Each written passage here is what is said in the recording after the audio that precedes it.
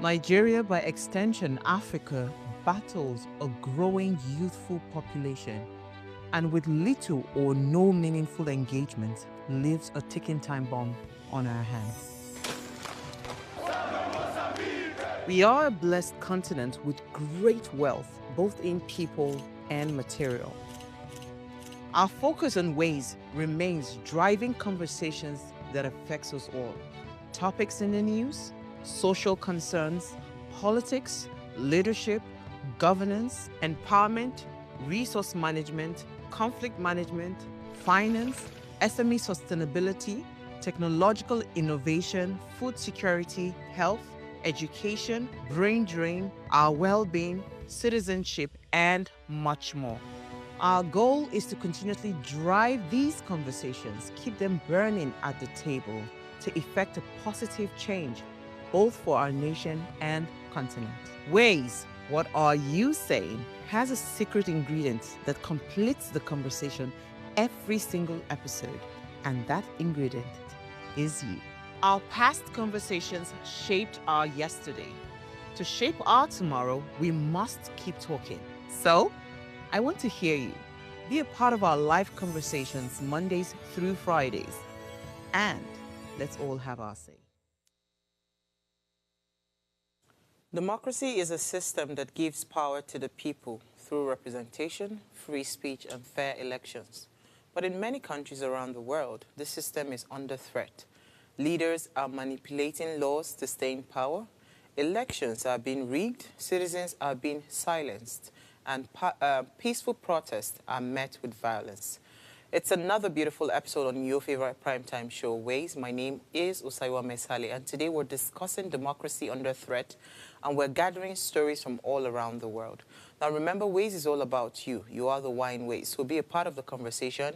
Every single day, you can add your voice to the discussion. You can also head on to our YouTube channel. It is at Official Upgrade TV. Hit the subscribe button, like, share, and invite your families and friends to watch and follow the show right now.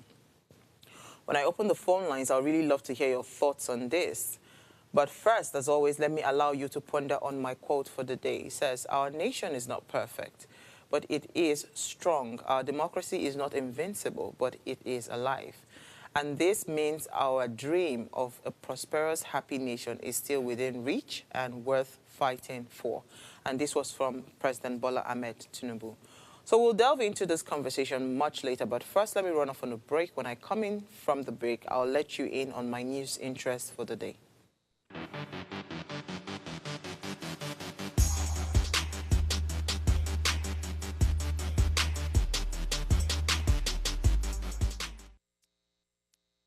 All right, so I'm going to start off on a very sad note. Killings spark calls for emergency rule in Benue State. Of course, as you all know, if you've been in the news, there has been a growing number of Nigerians on social media that are demanding that the federal government declare a state of emergency in Benue State following the killing of a reported number of over 200 people in a two-day rampage by suspected herders. Now, many users are comparing the silence over Benue massacre to the suspension of the Rivers State Governor, Simlaye Fubara, and the declaration of the state of emergency in March of 2025. Now, Nigerians have described this Rivers situation as a heavy-handed response to a political crisis that has claimed no lives. Some users also said that the government's reaction showed a polarization of political control over human lives. Now, in a statement, Tinubu, our president, Bola Ahmed Tinubu, expressed concern over the killing and urged Governor Hyacinth Alia to unite all stakeholders to end the violence. And so I'm trying to be careful here how this comes across. But you see, when we make certain statements, this is why, sometimes we just get very agitated and we come on air and we talk, right? Because it doesn't make any sense, right? When is the right time to really declare a state of emergency? When people, literally 200 people, over 200 people have been all alive in 2 days, and yet we've not seen a state of emergency declared. We've not seen anything, it's not enough for us to just say all stakeholders should unite to end poverty and violence. It doesn't work that way. There has to be a very intentional will to want to end insecurity in this country. And sadly, it seems like that will to end insecurity, seems that will is missing, heavily missing, and it's very sad. I'll move on to my next story. Police extends tinted glass permit enforcement grace period to about August 12. So the Inspector General of Police, Kayode Adeolu, has extended the grace period for enforcing the tinted glass permit requirement to August 12 of 2025. Now, this decision follows public concern and feedback regarding the reactivation of the digital tinted glass permit application process. And this extension aims to facilitate further improvements to the application process, ensuring no citizen is unfairly disadvantaged. Now, the Nigerian police force is actively enhancing physical and digital application options, introducing improved verification mechanisms and streamlining procedures to minimize delays and inconvenience. All right, let's see how that plays out. So Dangote launches nationwide fuel distribution amid tanker blockade.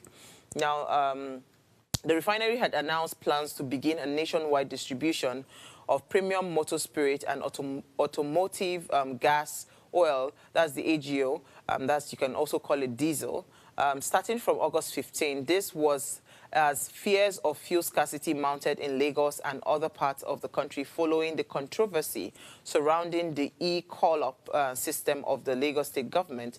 The tanker drivers and fuel marketers in Lagos said that on Sunday that they would stop loading petroleum products from today, saying that they could not afford to pay 12,500 naira per truck for the e-call-up system, especially in the on the Lekki-Ekpe axis or corridor. Amidst those brawl, the Dangote refinery in a statement on Sunday said that the company would deploy 4,000 brand new compressed natural gas-powered tankers to boost delivery capacity and improve access to fuel across the country. The offer, it disclosed, would be open to marketers, petrol station dealers, manufacturers, telco operators, aviation firms, and other large-scale fuel users.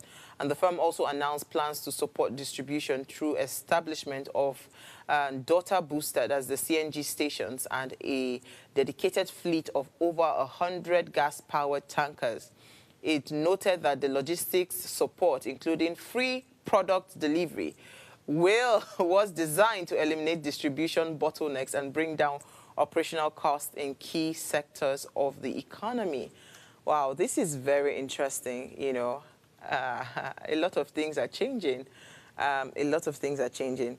And you see, if Dangote decides to go into full-time logistics for this, it means that this is game over for a lot of people, right? Because he has the capacity to be able to do even much more than what they have stated here. I would say that, you know, in the end, what Nigerians are really hoping for is a system that works. And if he is deciding to be that system that is going to work and just make life easy for us in Nigeria, why not? We all embrace it with open arms. All right, so I'll take a break now. I want us to discuss democracy. Stay with us. We'll be right back.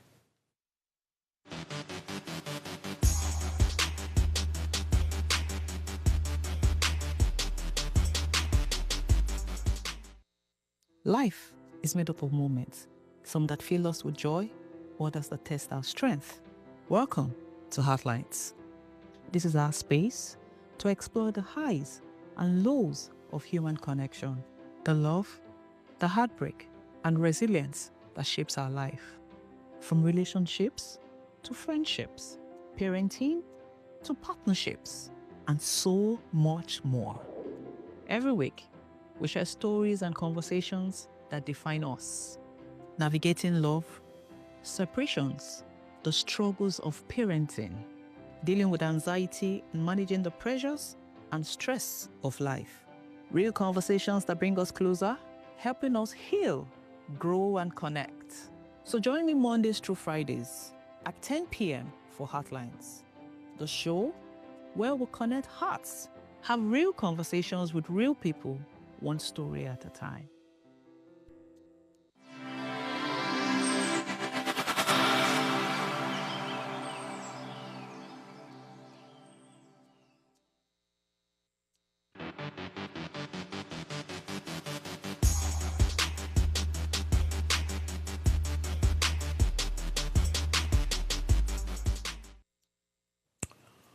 All right, thanks for staying tuned. Now, from Africa to Asia, Europe to Americas, stories of democracy or democratic backsliding are becoming more common. As citizens, it is our duty to stay informed and hold those in power accountable because democracy does not die overnight. I mean, it just takes us to just be quiet and watch it die. So it dies when people stop defending it. So joining me to shed more light and insight is Olaniyan Sanusi. He is the program officer, Yaga Africa, and he's joined me via Zoom tonight. Thank you so much for joining me. Hi, good evening. Thanks Good for having me. evening. Good evening. All right. I mean, these stories from Nigeria, India, Kenya, Sudan, Russia, US, even DRC, all of these stories, it just reminds us how um, democracy is still very much fragile in as much as we want to, say, okay, yeah, we've come a long way, but it is still a very fragile process. So if you were to evaluate, globally, right, I want us to start on a global scale. How is democracy faring? Then we then bring it home to Nigeria. So we start with the global and we bring it home to Nigeria. All right, thank you very much. My name is Olaniyan Sanusi, not Oluniyan, Olaniyan. But thank you. Um, how is democracy faring?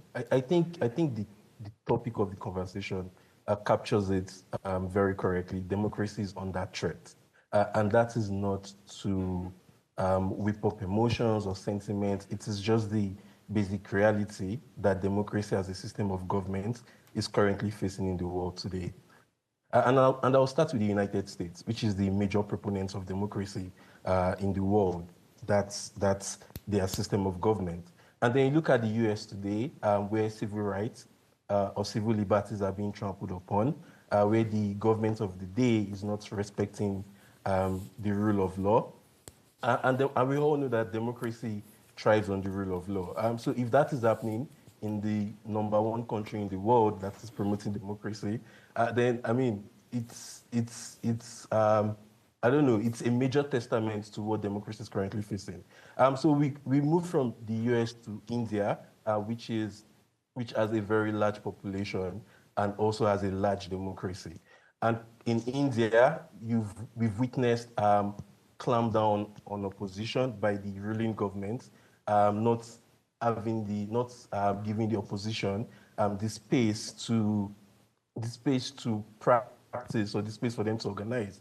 And that is clamp down on their freedom of association, freedom of expression. So that's trampling on their human rights as well. And we move from India and come to Africa, right? So we've done America, we've done Asia, and let's come to the continent. In Africa, especially in sub-Saharan Africa, we've seen waves and waves of citizens expressing dissent, and we've seen government clamping down on citizens' dissent with huge force, right? In Kenya, for example, where young people took to the streets to protest the tax hike, what did the government do? The government repelled that peaceful protest, and they did not just repel it peacefully. It was done with a lot of violence, with a lot of state-backed violence. And then you look at a country like the DRC, which is notorious for having unstable government and with a very, very fragile democracy as well. And what is happening in the DRC is not new. It has always been happening where government does not allow opposition the space to play, where government or where rebels as well have a say on parts of the territory of the Democratic Republic of Congo. And then you come to West Africa, where you have Nigeria. And in Nigeria, in the past, this is 2025, in 2020, so 5 years, in 5 years, we've seen young people who make up the largest bulk of our population. We've seen young people take to the streets to protest police brutality. And we are all witnesses to how that peaceful assembly, we were all witnesses to the reception that that assembly got from the government with every clampdown. Just so it's a lot of suppression of citizens' rights. It's a lot of citizens organizing to hold government accountable, and it's a lot of government instead of taking accountability from citizens, instead opting for control. So all across the world, democracy today under threat. It is not an exaggeration to say democracy is under threat. And this is I mean, it's the reality of democracy as a system of government in the world today, currently. Thank you. Interesting. So there's something you mentioned when you started talking earlier, and apologies for your name error, Olaniyan, right? Yeah, yes, that's fine. Thank you. Yeah. You said something. You said that when we see that the rule of law is not being obeyed, right, that's when we start to understand that, you know, there's a threat to democracy. So this is just me asking a random question. Like, who created this rule of law? And why does it seem like the rule of law is now becoming a problem for people to just, you know, obey them? Is it something that we now need to go back and check those rules? Maybe those rules are no longer serving us anymore, and maybe we need to recreate new rules or something. Why is it so difficult for people to follow through this rule of law? Who created it? You know, why is it not working for us anymore? Because if it were working, a lot of the challenges that we face with our democracy, and this is across, you know, the globe, probably will not exist. I don't think it's a matter of the rule of law not working. I think it is a matter of political actors who are meant to be guardians of this law, who are meant to operationalize this law, being the ones who are going or who are disrespecting the rule of law. So the people who are supposed to be in charge of it, who are supposed to safeguard it, are the ones disrespecting it, are the ones disobeying it and trying to tear it apart. That's the question. So, Olaniyan, the question is, why are they? Because I like us to really ask why. Is it that these rules no longer serve, you know, or why exactly do they ignore these rules? Why do they look away from the rules? Because there are no consequences. Because there are no consequences for action. If you've been found wanting of the law and if consequences are being meted out to you, people would fear breaking the law. People would fear, no matter how highly placed you can be, people will fear breaking the law. But away from just breaking the law, there's also the capture of the judiciary as an arm of government as well. We've seen court rulings going in favor of going in favor of the current administration. And I'm not talking about any country in particular, I'm just saying generally. We've seen politicians try to capture the judiciary as an arm of government and make the judiciary further their own interests. That's a threat to the rule of law. That's a threat to the rule-based order that we practice as a society.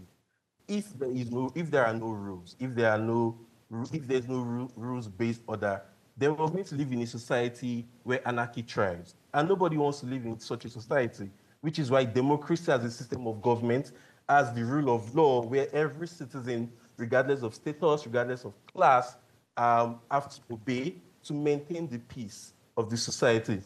But if the people, like I mentioned earlier, for example, in the United States, when you have the president issuing executive orders and trying to disrespect court orders, what signal does that send to a developing nation with a nascent democracy who has to try to navigate their way and ensure that democracy takes proper roots, right?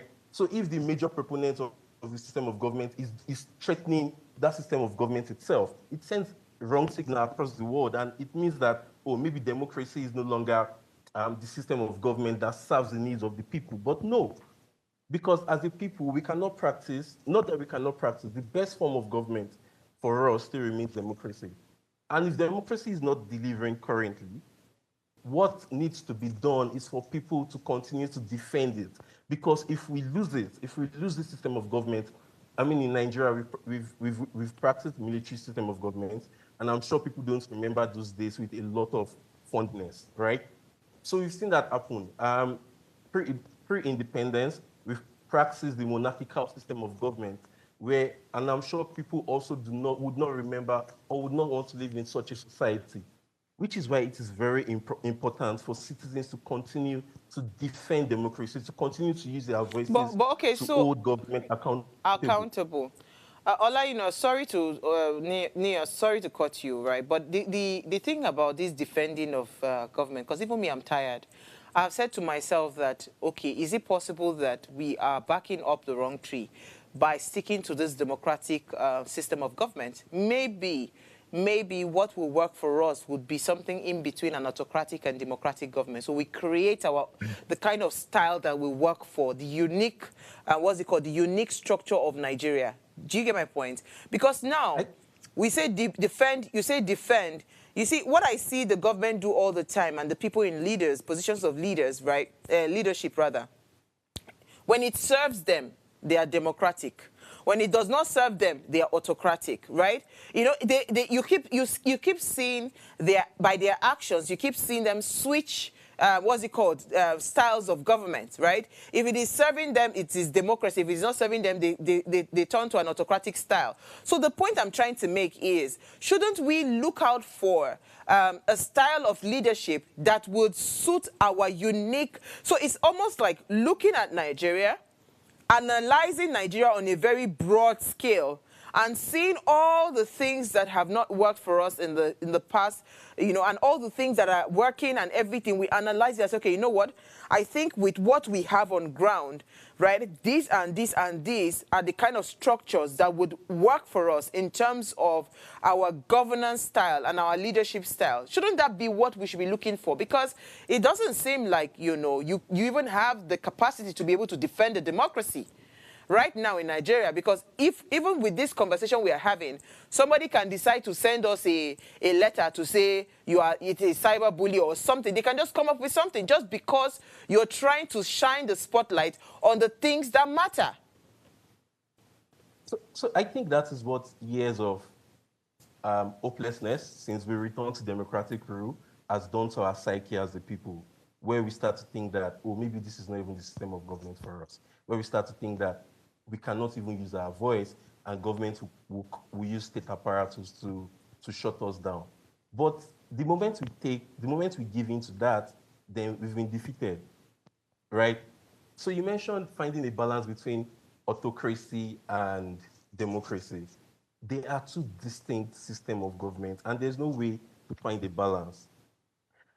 If the political actors in Nigeria today are practicing democracy to further their own interest over the interest of the people, and people start to talk, people start to make noise, people start to, I mean, I'm sorry, but for me, pre-2015, I've never seen this level of public accountability from Nigerians in government, or yes, for government. I've never seen this level. And that is to show the little progress. It might not be much, it is little, yes, I agree. But that's progress. If people are starting to pay attention to what really goes on in government, to what really these politicians who have been elected and given the mandate to serve the people are doing with the office. Again, earlier I mentioned that democracy comes with a promise of shared prosperity. And one of the reasons why people are losing faith in democracy is because there is no shared prosperity. So aside from human rights violations, there's also the question of economic opportunities. There's also the question of prosperity as an individual and all of that. And that is not happening. And that is worrisome. That is, I mean, that's being one of the reasons, some of the major reasons for people to start to doubt democracy is valid. But again, we've practiced other system of government in Nigeria. And under the military rule, I don't know, the little knowledge I have, because I was really young then, I don't think we'll be having this kind of conversation about the military government openly, without fearing for our security or our lives. And that's just progress. That's a little progress, yes. But if you continue to Olaniyan, there are some things you can say now that you will be picked up, you can be picked up immediately. And we don't give up. Did you get what I said? There would also be public outcry, and there would be, yes, I heard what you said, but there would also be, we've also seen cases of public outcry that makes government rescind their decisions, haven't we? But we saw a journalist that did a video, like a song for a serving what's it called, government official that was locked up, I think, for 2 years. What are you saying?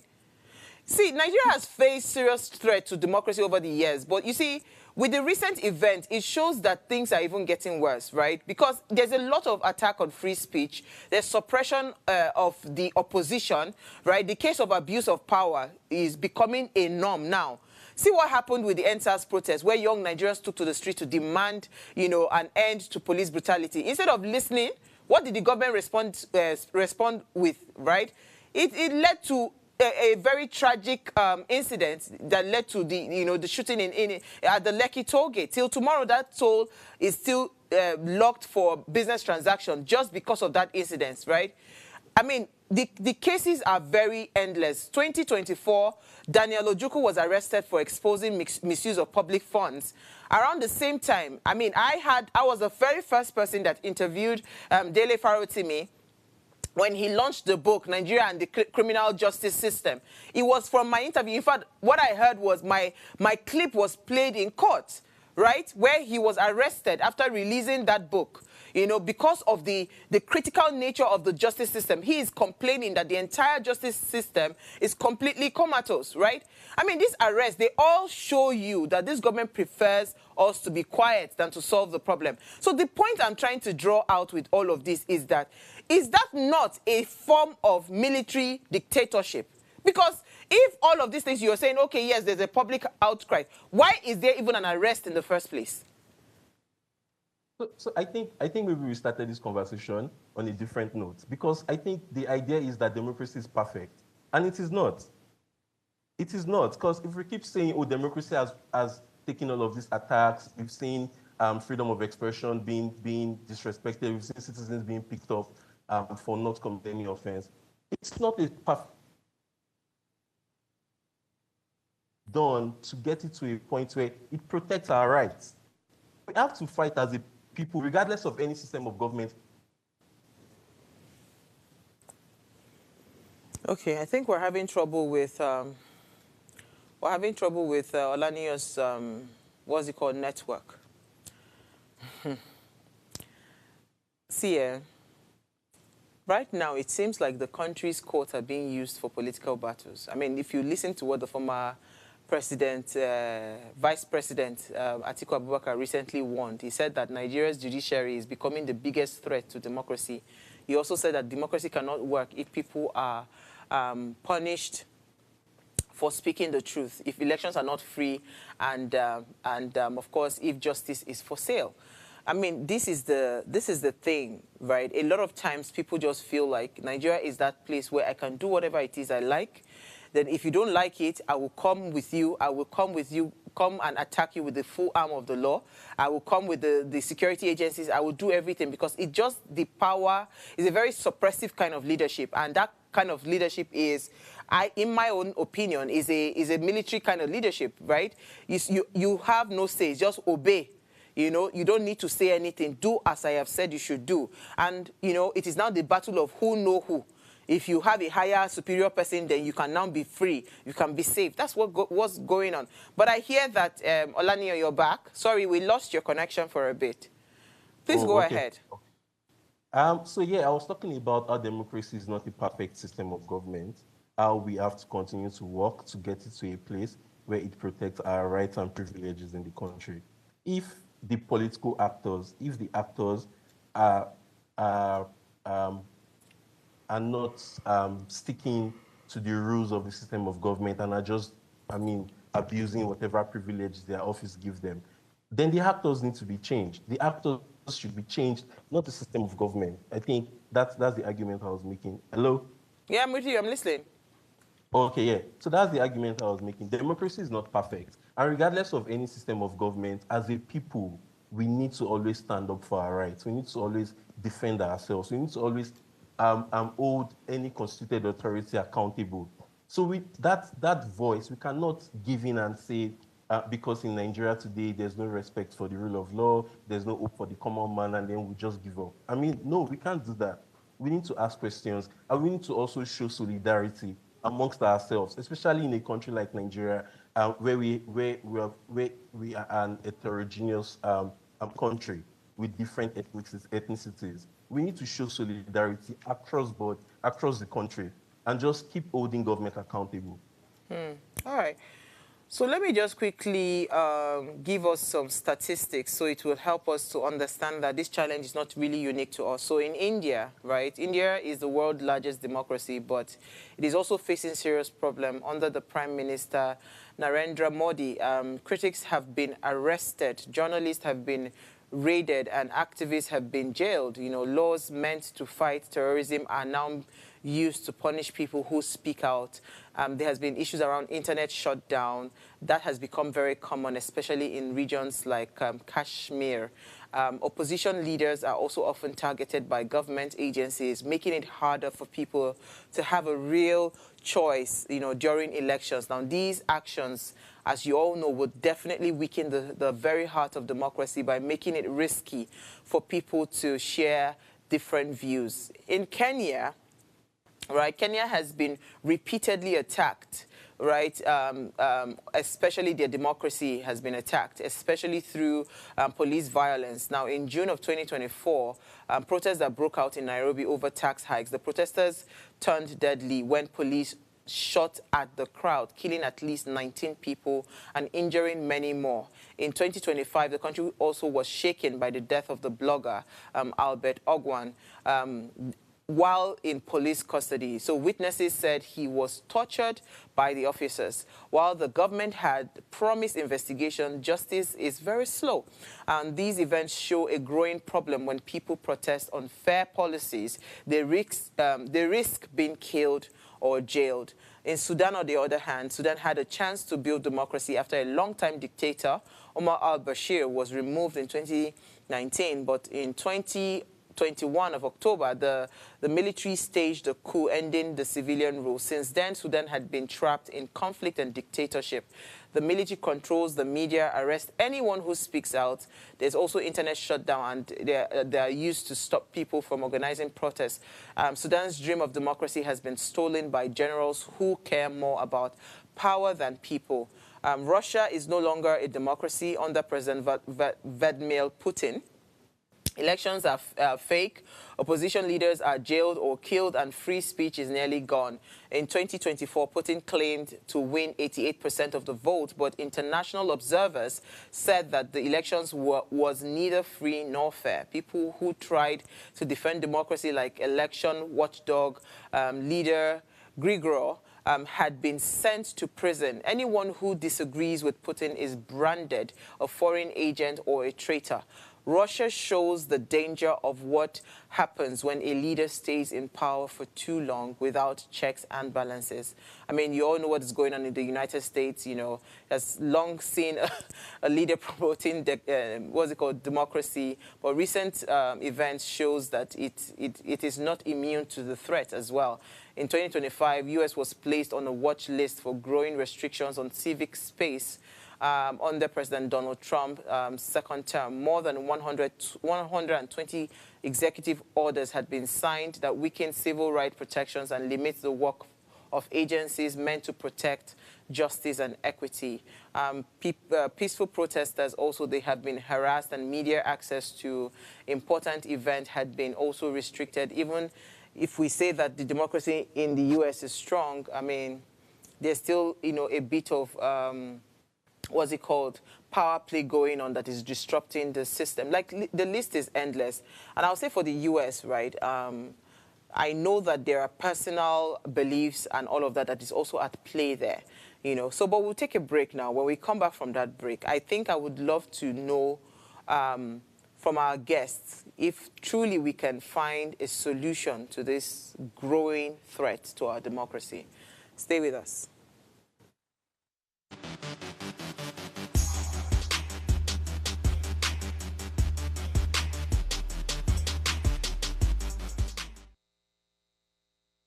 Tell us you're a Nigerian without saying a word. Energy security is one of the most pressing issues for many developing countries like Nigeria. And if there's going to be any meaningful progress, addressing our energy issues is non-negotiable. I need to see light for my house. Make them do something. Band A is expensive. I literally have to turn off all my appliances just to reduce costs. We need light. Introducing the Energy Outlook, your go-to show for everything energy. Every week, we'll bring you the latest insights, innovation, an in-depth analysis of Nigeria energy sector. From policy discussions to regulatory insights, we will analyze the key decisions influencing growth and sustainability in the energy sector. We'll bring you the human stories behind the headlines, giving you a personal perspective on the broader energy challenges. Join me every Friday at 6 p.m. for the Energy Outlook, your guide to the future of energy, where energy means business.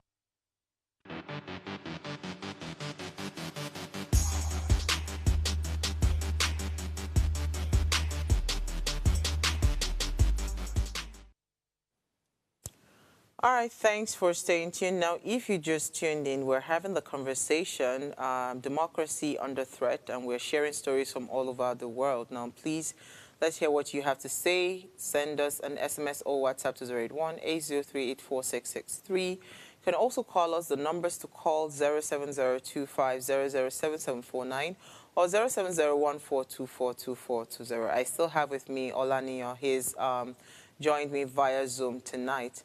Hi, Olaniyan. Can you still hear me? Yes, I'm still I here with mean, you. judging by what, I reeled out from different countries, Russia, the US, India, Nigeria, and all of that, I mean, one thing you would really agree with me on is that across all these countries, there is a very glaring abuse of power, suppression of the dissent. There's also citizens demanding better, and the government choosing to control over the, what's it called, just plainly being accountable instead of focusing on what is being said and solve the problem. You want to just, lord it over them. So, I mean, let's look at it critically, right? Would we ever find a solution to some of the democratic challenges that we face? Now, let's bring it home back again to Nigeria. If you see what has been going on politically, there's been a lot of this is not even cross-carpeting. This is, I don't even know what to call it, right? A whole lot of people are decamping to the ruling APC, right? And that clearly tells you that two things is happening. Most of these people, whether they believe the ideologies of APC or not, at this point, it doesn't matter. Who will give me a second term and who would give me power back? That is exactly what is going on. And you're seeing that we're slowly moving to a one-party country. A one-party country, right? And for me, in all honesty, based on maybe I'm just tired, right? I would say maybe I'm just tired because, in fact, I would say it's even better all of you move to APC so that we will not need to spend all the billions that we spend on elections. We will not need to do all of those things and all the stress that goes. They can just focus on governance because it is unheard of that you just entered power. And in less than 2 years, you've already started campaigning for what is going to happen in another 3 years or in another 4 years. Does it make any sense? It doesn't make any sense. So the point I'm making. I don't want to think too much of it. If all of you want to move to the APC, please move to the APC. But let us start to see governance happening. Let's see the work, which is actual governance. Let us see it happen. But that is my thoughts. But let me hear your thoughts, Olaniyan. Thank you. Being a one-party state will not help us. It will not help our democracy. It will not help our governance process as well. So I don't want that. I don't want that. But do we have? I mean, can we solve our democratic challenges? Yes.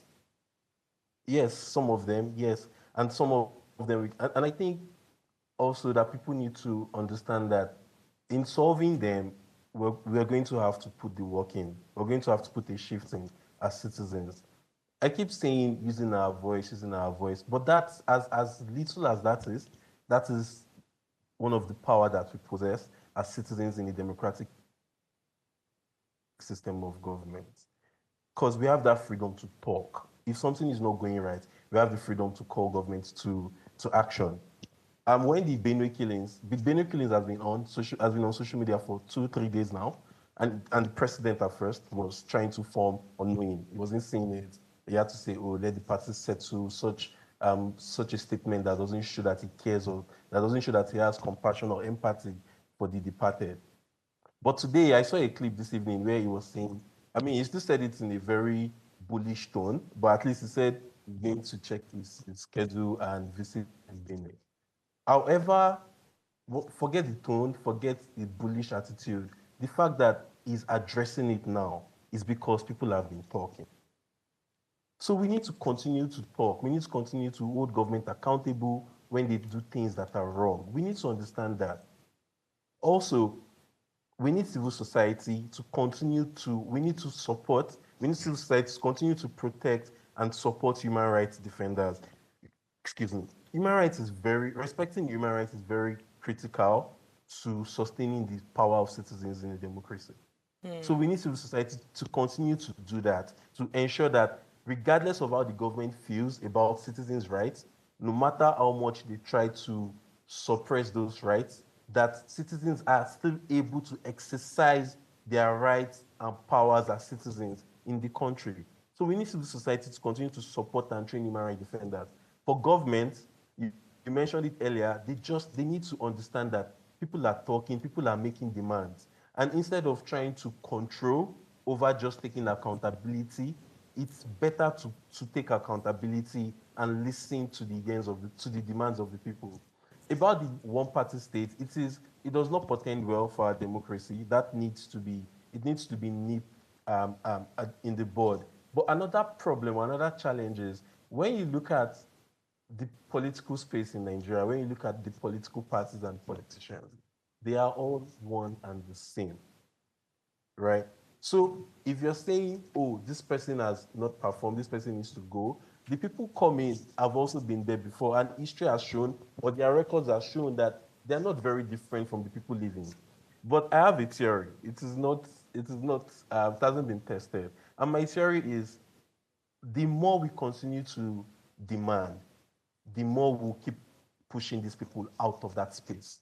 And then we'll start making room for new people who really want to serve, who really understand what leadership is. You just don't want to come out straight. You're going through corners. Let me explain something to you. You just wait now. You just said wait. You just said something. You said this politician. Hold on, calm down. You said all these politicians, they are one and the same. Is that what you said? So that is the point I'm trying to make. If it is one and the same, let us stop deceiving ourselves that we have opposition. Everybody enter APC. And let us start to see governance. We cannot do that. What makes you think you see governance if that happens? You see politicking at the party level, you won't see governance still. At least they will not use national funds for politicking, Abi. They will focus on within themselves and be dealing with themselves. It doesn't make any sense because, you see, if the government does not respect the rule of law, right, and they do not respect us, they don't acknowledge us as citizens that have rights that needs to be protected. Where are the places that we're supposed to be protected? Our laws, our rights are supposed to be held, held up. The judiciary, they are supposed to be the ones protecting us. So that whenever I have a case or I have a fight, by the time I take it to the court, I know that I will find justice. Your lawmakers, are they not supposed to be providing laws that ensures that I am safe and I am protected? What is going on in all of those arms of government? So it doesn't, for me, I don't know about you, but I'm tired. It doesn't make any sense to me. I get it. I get the tiredness, but we're not going to give up because the moment we do that, then that's the end. Who knows when we'd ever get the system of government again in Nigeria? That's the end. So the thing is, we cannot give up. That's the truth. We cannot stop to continue to use our voice to hold government to account. No matter how risky that gets, we need to continue to do that because the moment we give in, then we've been defeated. I get it. People are tired. And that's valid. It is. People should be tired. But you'd also still have to work to make things better. We need to continue to use our voice as a collective to hold government accountable. And we need to also always show solidarity to citizens, regardless of our ethnic leanings or regardless of our ethnic group or where we come from in the country. We need to show solidarity across board, across the country. We need to ensure that human rights defenders are protected, ensure that they are supported, and that they get adequate training as well. So we just cannot relent or relax or give up and say, oh, you know what, let's leave it to them. It is our country. It is our country. Okay, And the I last don't I think checked, some people believe that it is our country. They believe it's no, it it is their is. property. No, Nigeria has become the property of politicians. In case you did not know. that's their own belief, but the people still hold the power. Okay, so The people now as a I collective. love where you are driving the conversation about insisting on the power that we wield as we call ourselves that we have an office and it's called the office of the citizen, right? I mean, that's what EIE has been pushing for the longest of Yeah. time.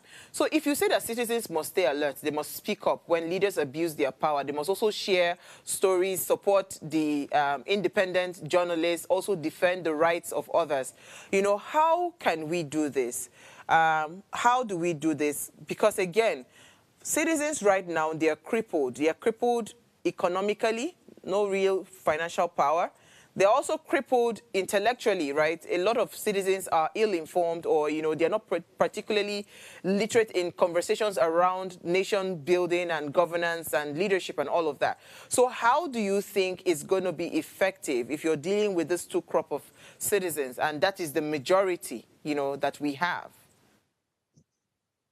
So I think that's where the civil society comes in. That's the work. The work for the civil society is cut out for that sector or that space to continue to provide, to continue to make provisions for platforms for citizens' engagement, where we continue to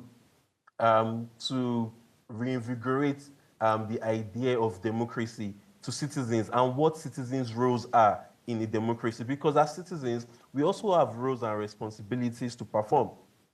It's not just left to government to just lead. No, citizens also have roles and responsibilities to perform in a democratic system of government. And we need to keep educating citizens on that, not just about the power that we wield, but also our civic rights, our civic responsibilities. Participation is key. Participation at different levels, at community level, participation as a voter, participation as an active citizen as well. For civil society, there has to be rigorous training and reorientation programs. There has to be platforms for citizens to engage, citizens to engage with fellow citizens, but also citizens to engage with public office holders, with government actors, with policy actors, with decision makers. Civil society has to continuously provide that platform while we also continue to promote political education, voter education in the country. Because the more people become aware of their roles, their responsibility, their rights, the power that citizens possess in a democratic system of government, the more our voices will become stronger, the more politicians or political actors will start to have serious thoughts about the land, right? So that education needs to happen. Civil society has that work cut out for them. Continue to provide platform for citizens to engage public office holders, to engage decision makers, provide spaces for citizens to participate in the political process, educate citizens, massive political voter education, civic education, for citizens to understand what it means to live and exist in a democratic system of government. Okay, so Olaniyan, Sanusi, all these things you have said, what is now left for the National Orientation Agency to do? I said the civil society. I did not mention the government agency. I mean, I'm sure they have their Wait, focus areas and do you know all of why I that. ask you this question? Because this But is what we've done over the years. We see why. The point is there is a National Orientation Agency that is meant to do some of this sensitization, education, training, and retooling. Right? but Why are they they not doing it? Then if the agency is not doing it, the agency should be shut down. If the agency is not doing it, Hi. before shutting it down, civil society organizations can also design interventions where they co-opt the agency as partners, right? As collaborators in this reorientation exercise. So yes, maybe the Wait, agency, that is you assuming. That is you no, assuming that is that me this proposing. orientation agency truly wants to help No, to educate the citizen. That is you assuming. but at least, I mean, if we don't try, you're not going to find out. If you don't try, we're never going to find out. I'm just saying, as part of the civil society, as part of the work cut out for the civil society, we can also find ways to partner with the agency. Just to kick them into life, to wake them up, and also be a part of the exercise. But primarily, civil society needs to do needs to invest in a lot of political education, in a lot of civic education across the country, provide platforms for engagement, for citizens' engagement with decision makers, make citizens feel like a part of the governance process, where they make contributions to decisions affecting them, and they see their contributions coming to life. Okay, That so would start to increase the trust in democracy, or rebuild the trust in democracy. if you had one final thing to say, who would you address it to, and why are you addressing it to them? Okay, can I have more than one? Oh, go ahead. Okay. So first, I would address citizens. I mean, fellow Nigerians, because I know it's tough. I'm a young man. I'm a young man in Nigeria, and I know it's very tough to be in Nigeria and today, especially living in Nigeria. And when we look at how our government does not even regard us, and our democracy that promised a lot when we returned to the system of government in '99 has not delivered. I would say to fellow Nigerians not to give up, not to give up, not to give in to the antics of politicians who seem to have captured the state. I would say we should continue to use our voice. I love what young people do with social media platforms or mediums in Nigeria. I like how when everybody decides to speak with one voice on social media about a national issue, I like how we always stay on course. And that is what I want to see more of, that going into elections, after elections. I want to see that active participation. I want us to maintain that momentum and even increase it. So let's continue to use our voice as citizens to hold government accountable. To the government, to government, I think, but to them, I would say you need to listen to the people. You need to feel the pulse of the people that you lead. The government is not more powerful than the people. The government is not more powerful than the people. If the people rise as one and unite as one, no government can stop them. So I need the government to listen to the people. Instead of control, do you want to reflect and then take action? I mean, take action on programs, or take action that reflects the needs of citizens that you lead. And then to the civil society, of which I'm a part of, I would say we need to continue to work to support and train human rights defenders. We need to continue to support citizens' engagement. We need to continue to support political education, civic education of citizens, just to ensure that we build an active citizenry in the country, and that would help our governance process a great deal. Thank you very much. So I'll be expecting Yaga's invitation for a training in my organization, so that I can pack all of us to go and learn the training. Abi? No problem. No problem. We'll be waiting for the invitation. But thank you so much for your time. I know that definitely we can't stop. We have to keep talking, and definitely the country must get better. We don't have a choice. Thank you so much, Olaniyan, Sanusi. All right, so citizens, I'd say that we must stay alert, speak up. When leaders abuse their power, we must share stories. We must support independent journalists. We must defend the rights of others. Citizens must respect the rule of, the government must respect the rule of law. You know, they have to stop all the violence. They have to stop all of those things, you know, that they are doing. As Olaniyan said, you know, the civil society groups, yes, keep on educating and helping to train and upskill this citizenry so that we start to know what is required of us. The fight for democracy is not just a struggle, right? It's not a national struggle. It's a global one. Whether you are in Nigeria, you're in Russia, you're in Kenya, you're in the US, you know, people are risking their freedom to demand for justice, fairness, and accountability. Their stories are a reminder that democracy must be protected. And it's not going to be by politicians, but by the everyday citizen, everyday people. And because once lost, the road back to democracy might really be long and painful. So it's important that we understand the critical nature and the fragile nature of our democracy and not stay quiet. Everybody's afraid. I keep getting calls all the time. Oh, be careful, be careful, be careful. But we can all be afraid. at some point, we need to be intentional about saving our country beyond us, beyond personal interest, beyond personal gains. Thank you so much to our guest, Olaniyan Sanusi, for joining us, and thank you to you for watching. And remember, before I go, subscribe to our YouTube channels at Official Upgrade TV. You can interact with us further. Drop a comment, and most importantly, follow all our engagements on social media. Like, share, invite your families and friends to watch and follow the conversation. If you missed our quote for today, it's from our president, Bola Ahmed Tinubu. It says, "Our nation is not perfect, but it is strong. Our democracy is not invincible, but it is alive. And this means our dream of a prosperous, happy nation is still within reach and worth fighting for." So even the president has told you that you need to fight for the democracy of your country. So I think politicians actually know that when Nigerians rise and they put their foot forward and with one voice, things will change in this country. So it's left for us, to rise and do the work. I'll see you guys tomorrow at 8 p.m. Enjoy the rest of your evening. Nigeria, by extension Africa, battles a growing youthful population, and with little or no meaningful engagement, leaves a ticking time bomb on our hands. We are a blessed continent with great wealth, both in people and material. Our focus on ways remains driving conversations that affects us all.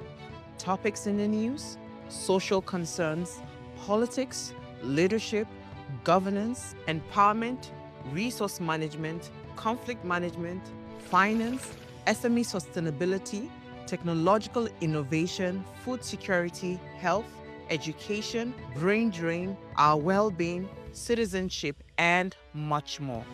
Our goal is to continuously drive these conversations, keep them burning at the table to effect a positive change, both for our nation and continent.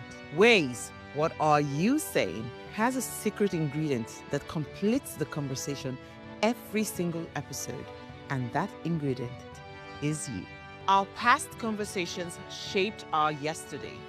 To shape our tomorrow, we must keep talking. So, I want to hear you. Be a part of our live conversations Mondays through Fridays. And let's all have our say.